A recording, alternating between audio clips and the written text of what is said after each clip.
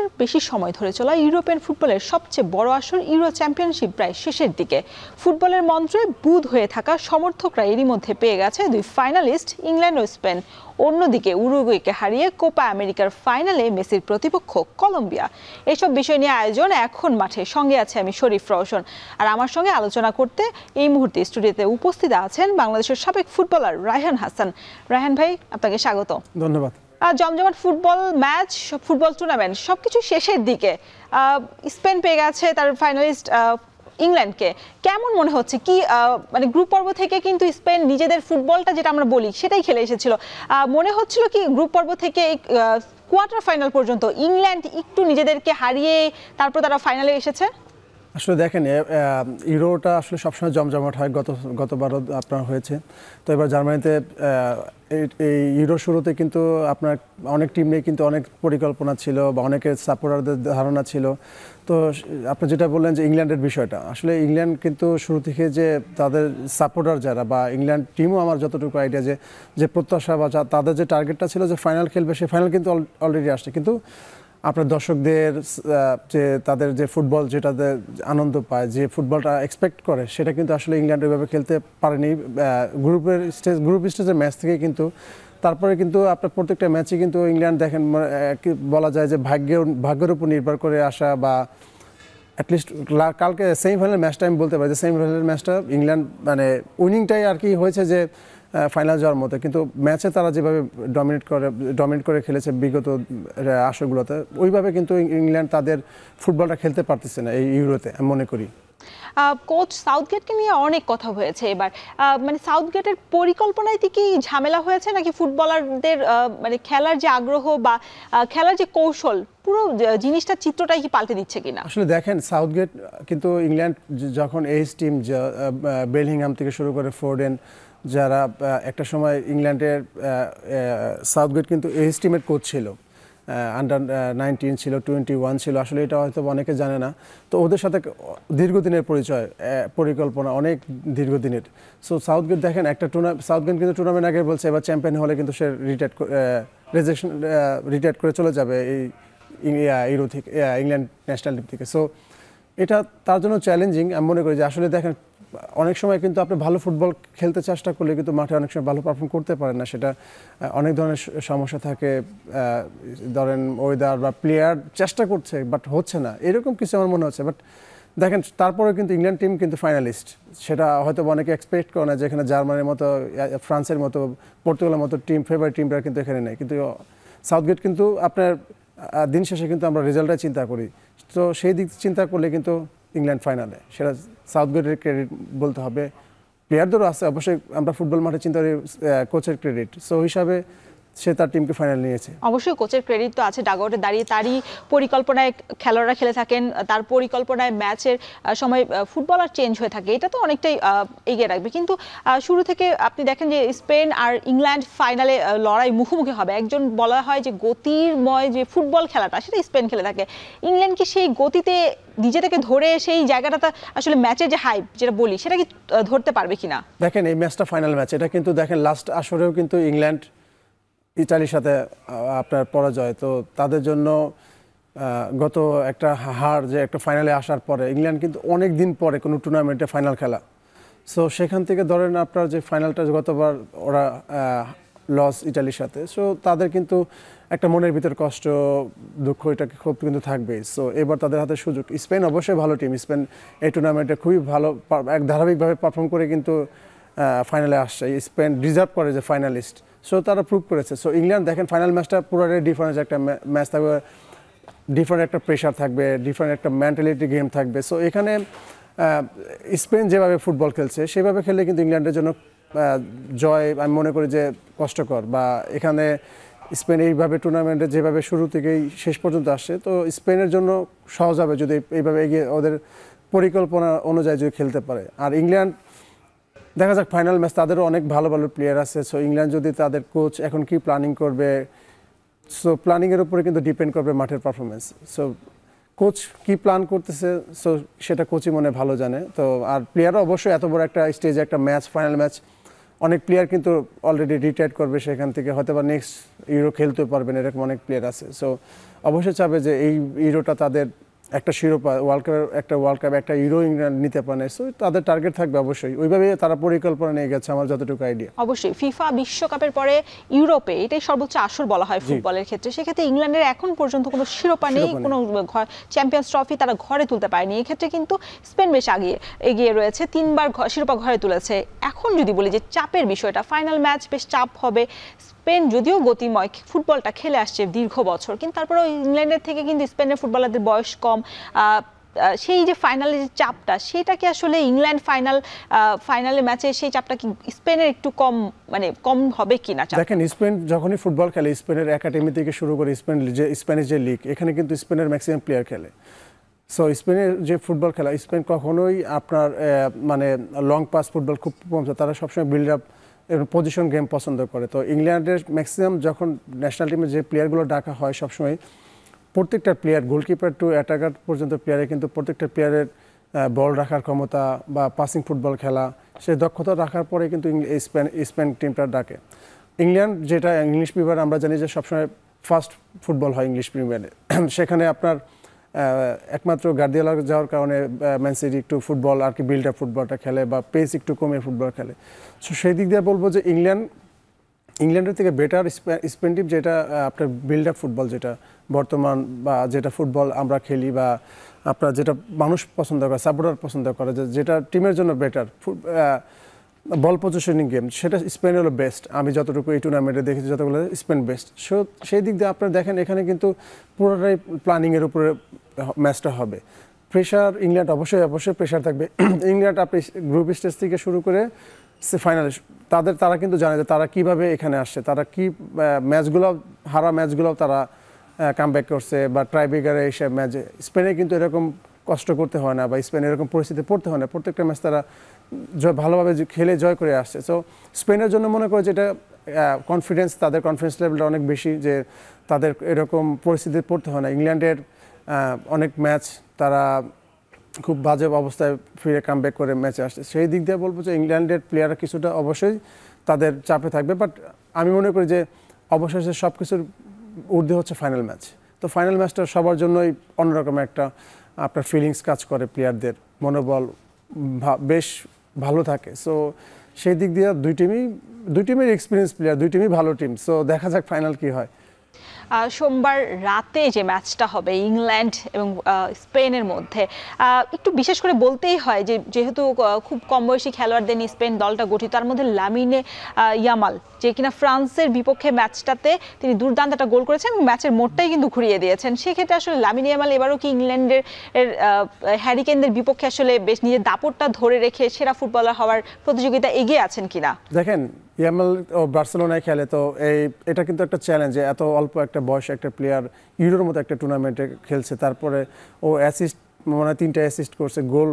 So এখানে কিন্তু এটা কিন্তু স্পেন টিমের জন্য সারপ্রাইজ, আর অ্যাগেনস্ট টিমের জন্য ভয়ঙ্কর একটা আপনার প্লেয়ার মনে করতে পারেন। কারণ ইয়ামাল দেখেন, ও এত অল্প বয়সে যে পারফর্ম করছে ইউরোর মতো একটা টুর্নামেন্ট, ইউরোর মতো একটা স্টেজে, ন্যাশনাল টিমে প্রত্যেকটা ম্যাচ কিন্তু ফার্স্ট 11-এ খেলতেছে। তো ও যে বর্তমান আমরা যেটা 18 ওয়ার্ল্ড কাপে আপনার এমবাপ্পেকে দেখেছি, যে উদীয়মান খেলোয়াড়, কি স্পিরিট, কি পারফরমেন্স, সেম ও এরকমই করছে। আমার মনে হয় যে ও বেশ ভালো করছে। যদি ফাইনাল ম্যাচটা যদি ও এরকম পারফর্ম করতে পারে, তো ইংল্যান্ডের জন্য খুবই আমি বলবো ও ডেঞ্জারাস প্লেয়ার। সো ইংল্যান্ডের জন্য ইংল্যান্ডের সতর্ক থাকা উচিত আমি মনে করি। আমি যদি এখন বলি যে মুখোমুখি দেখায় আসলে ইংল্যান্ড এবং স্পেন, কাকে এগিয়ে রাখবেন এবং দলটা আসলে কিভাবে সাজাতে যাবেন, কোন ফরম্যাটে সাজালে আসলে কারা এগিয়ে থাকবেন? আসলে দেখেন, স্পেন কিন্তু 4-3-3 সবসময় খেলে, আর আপনি ইংল্যান্ড ম্যাক্সিমাম দেখা যায় 3-4-3 খেলে। তো ইংল্যান্ড আপনার স্প্যানিশ টিম যখন 4-3-তে যে টিমটা খেলে, তখন আপনার চিন্তা করতে হবে যে এই টিমটা সবসময় বল পজিশনে খেলতে চায়। তো বল বিল্ড আপ ফুটবল পছন্দ করে, বা বিল্ড আপ খেলেই আস্তে আস্তে ওরা অ্যাটাকিং করবে। আর 3-4-3 তারা কিন্তু ডিফেন্ডিং প্লাস আপনার অ্যাটাকিং দুইটাই কিন্তু চিন্তা করে। তো ইংল্যান্ড টিম কিন্তু ম্যাক্সিমাম টাইম আমি দেখেছি কিছু ম্যাচ 3-4-3 বা কিছু ম্যাচ আপনার 4-2-3-1। তো ইংল্যান্ড কিন্তু ফরমেশন ম্যাক্সিমাম ম্যাচগুলোতে চেঞ্জ করে বেশি, কিন্তু আপনার স্পেন কিন্তু এক ফরমেশনে এর আগেও যে কোচ ছিল এনরিক থেকে শুরু করে যারা ছিল স্পেনের কোচ, সবসময় স্পেন টিম কিন্তু বলে ওদের খেলাটা পছন্দ করে।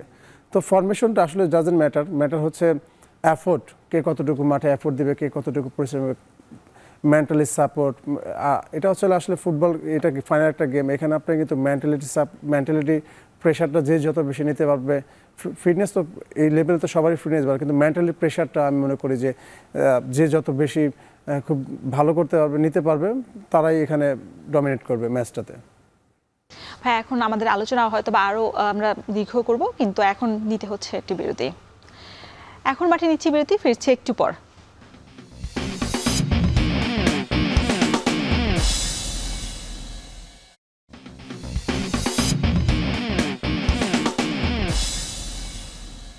বিরতি শেষে ফিরে এলাম, আপনারা দেখছেন এখন মাঠে।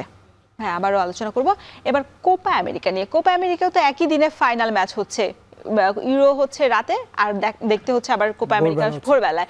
এক্ষেত্রে আসলে দর্শকদের জন্য একটু অনেকটা জমজমাট লড়াই তো মিস করা যাবে না, কিন্তু চাপ হয়ে যাচ্ছে।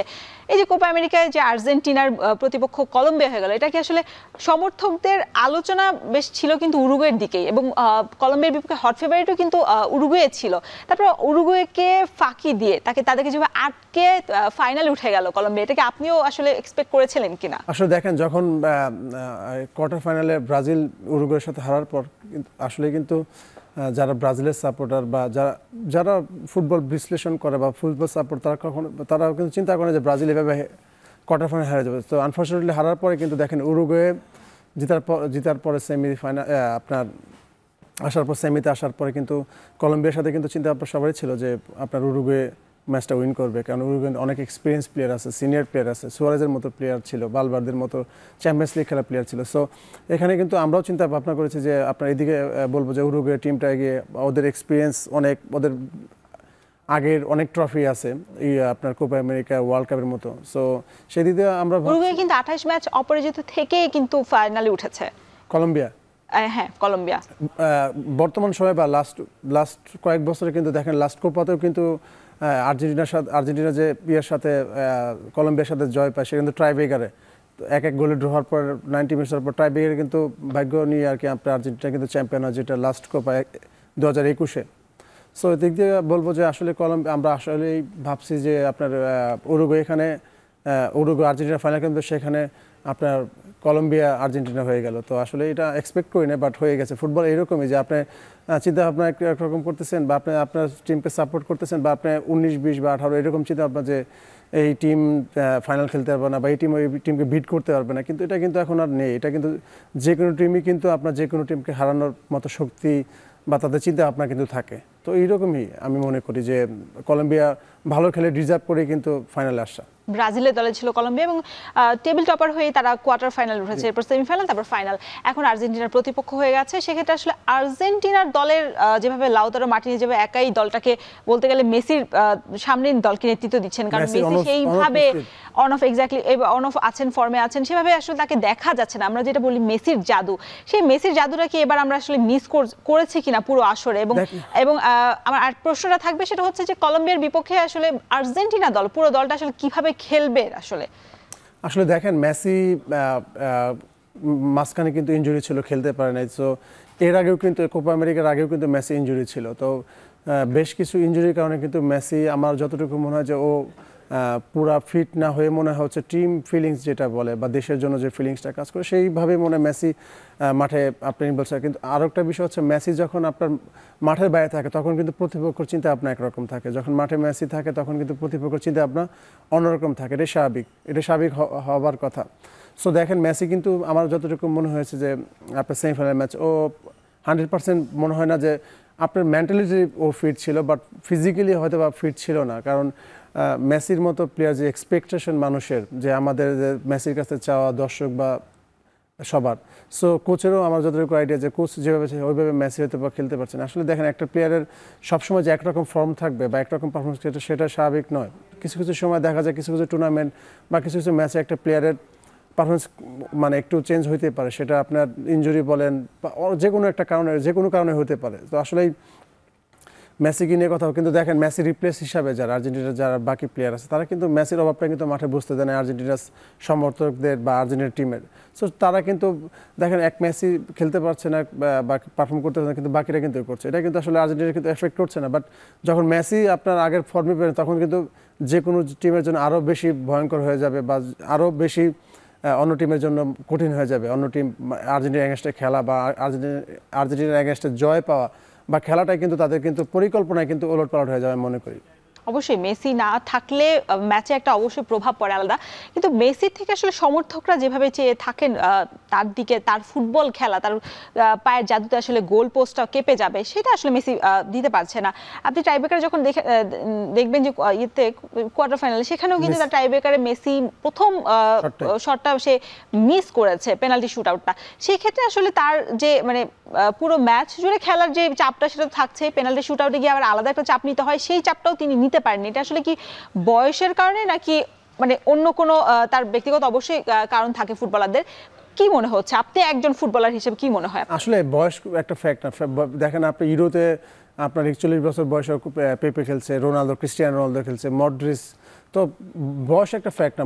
মেসি যে খুব বেশি এইজ তাও না, কিন্তু আসলে ফিটনেস আমার যতটুকু, আমি আপনাকে বললাম শুরুতে যে মেসি যে কোয়ার্টার ফাইনালের আগেও কিন্তু ইনজুরি ছিল, ম্যাচ খেলতে গ্রুপের একটা ম্যাচ খেলে নাই, তো তার আগেও কিন্তু ইনজুরি ছিল। আসলে ইনজুরিটা একটা প্লেয়ার আপনার যদি পুরোপুরি আপনি 100% ফিট না হন, যদি আপনি একটু ব্যথা নয় খেলেন, আপনি কিন্তু পুরোপুরি একটা আপনার মাঠের ভিতরে, আমি যেটা মনে করি যে ফিল করি যে একটা প্লেয়ার যখন 100% সে তার ব্যথা ভালো না হয়, ইনজুরি ভালো না হয়, দেখা যায় মাঠে একটু ব্যথা থাকলে ওইটা তার ভিতরে একটু চিন্তা আসে যে আমার হয়তো এই জায়গায় ট্যাকেল করলে অপোনেন্ট প্লেয়ার আবার রিনিউ ইনজুরি হতে পারে, বড় মেজর কোনো ইনজুরি হতে পারে, এই একটা ভয় কাজ করে একটা প্লেয়ারের।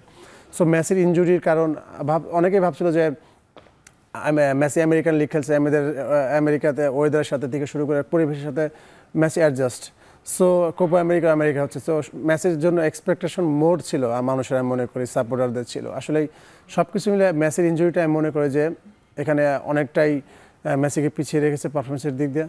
সো এখনও দেখেন ফাইনাল ম্যাচটা আছে, ফাইনাল ম্যাচ কিন্তু তার ইনজুরি রিকভারি পাওয়ার জন্য বা তাকে মেসির মতো ফিরিয়ে আনার জন্য কিন্তু সময় পাচ্ছে। তো আশা করি ফাইনালে সে তার সেরাটা দিয়ে খেলবে। রায়হান ভাই, আপনাকে এখানে থামাতে হচ্ছে, আমরা একটা বিরতিতে যাচ্ছি, বিরতির পর এসে আরও আলাপ আলোচনা হবে। দর্শক, নিতে হচ্ছে বিরতি, ফিরছে একটু পর।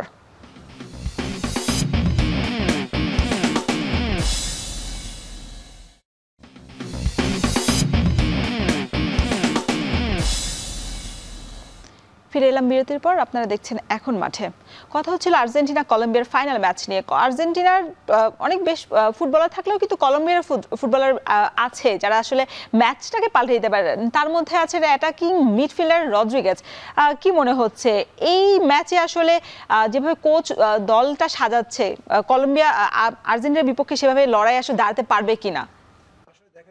আর্জেন্টিনার যতগুলো ম্যাচ বিগত দিনে ম্যাচ হয়েছে সবগুলো ম্যাচ কিন্তু খুব ফাইটিং ম্যাচ হয়েছে, তো সেখানে কিন্তু কলম্বিয়া কখনোই আর্জেন্টিনাকে ছেড়ে কথা বলেনি, তো সবসময় ফাইটিং করেছে লাস্ট পর্যন্ত, নয় ট্রাইব্রেকার নয় দেখা যাচ্ছে 1-0 সবসময় লস করছে। দেখেন হামেস রড্রিগেজ অনেকদিন যাবত ন্যাশনাল টিমে খেলছে, লাস্ট ম্যাচে কিন্তু সে অ্যাসিস্ট করেছে, সে এখনও ফর্মে আছে। তো কলম্বিয়া যে ফাইটিং স্পিরিট লাস্ট ম্যাচে দেখেন আপনারা, ওরা কিন্তু আপনার 45 মিনিটস 10 প্লেয়ার নিয়ে খেলছে একজন রেড কার্ড খাওয়ার কারণে। তো 10 জন উরুগুয়ের মতো টিমের সাথে 40-45-50 মিনিট অ্যাডিশনাল টাইম যোগ করলে আপনার 10 জন নিয়ে মাঠে খেলা, কিন্তু এটা আসলে কিন্তু মেন্টাল সাপোর্ট, ফিজিক্যাল সব কিছু তাদের ভিতরে ছিল। তো তারা 10 জন নিয়ে যদি এরকম একটা উরুগুয়ের মতো টিমের সাথে যদি জয় পায়, সো তারা ফাইনালে 11 জন নিয়ে স্টার্টিং করবে। সো দেখেন আপনার এখানে কিন্তু কোপা আমেরিকার কিন্তু কলম্বিয়ার বিগত দিনে কোনো শিরোপা নেই, সো তারাও কিন্তু চাবে যে তাদের একটা শিরোপা কিন্তু একটা প্লেয়ারের জন্য অনেক লাইফ একটা ইম্পর্টেন্ট। অনেক প্লেয়ার ভালো প্লেয়ার কিন্তু তার কোনো শিরোপা নেই, এরকম অনেক প্লেয়ার আছে। হামেস রড্রিগেজ অনেক ভালো প্লেয়ার আমরা জানি, কিন্তু আর কোনো দেশের কোনো শিরোপা নেই। সো সেও কিন্তু চাবে যে তার একটা নামের পিছনে একটা শিরোপা থাকুক, বা কলম্বিয়ার ন্যাশনাল টিমের দেশের জন্য একটা শিরোপা থাকুক, কেউ কাউকে ছেড়ে কথা বলবে না। ম্যাচটা অনেক ফাইটিং ম্যাচ হবে আমি যতটুকু মনে। আর স্পেশালি কোপা আমেরিকা মানে সাউথ এশিয়ান আপনার সাউথ আমেরিকার ফুটবল বললে আপনার যে ইউরোপে যে ফুটবলটা খেলা হয়, passing football, build up football, কিন্তু ইউরোপে আপনার কোপা আমেরিকা কিন্তু ফাইটিং বডি কন্ট্যাক্ট রায়হান ভাই, যদি সংক্ষেপে জানতে চাই, আসলে আপনি ফুটবলার হিসেবে অবশ্যই অনেকে আর্জেন্টিনাকে এগিয়ে রাখছে, সেক্ষেত্রে আসলে কলম্বিয়ার কত % চান্স থাকবে এবং আর্জেন্টিনা আসলে কিভাবে কতটা এগিয়ে যাবে, যেহেতু আর্জেন্টিনা এবং উরুগুয়ে এইবারের আসরে কিন্তু সর্বোচ্চ চ্যাম্পিয়ন এবং কলম্বিয়া কিন্তু মাত্র একবার জয় পেয়েছে এবারে 2001 সালে, 23 বছর পরে ফাইনাল উঠে সেই শিরোপা আবারও ঘরে তোলার সেই তাড়নাটা তাদের মধ্যে অবশ্যই আছে এবং কতটুকু চান্স থাকবে তাদের জন্য? দেখেন, ম্যাচটা অনেক ফাইটিং ম্যাচ হবে, যেহেতু কলম্বিয়াও চাবে তাদের এত বছর পর একটা শিরোপা, আর Argentina last time defending champion.